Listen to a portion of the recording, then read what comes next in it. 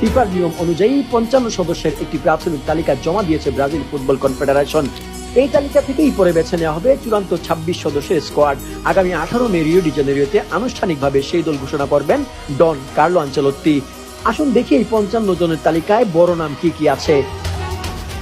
এই তালিকায় 6 জন গোলরক্ষক রেখেছেন। তারা হলেন আলিসন, এডারসন, বেন্তো, হুগো সৌজা, জন এবং কার্লোস মিগুয়েল। সেন্টার ব্যাক হিসেবে 12 জন খেলোয়াড় রয়েছেন। তারা হলেন Marquinhos, Thiago Silva, Gabriel Magalhaes, Bremer, Leo Pereira, Ibanez Alexsandro, Fabricio Bruno, Beraldo, Vitor Reis, Murillo. Right back এবং লেফট ব্যাক হিসেবে মোট 10 জন খেলোয়াড় আছেন এই লিস্টে।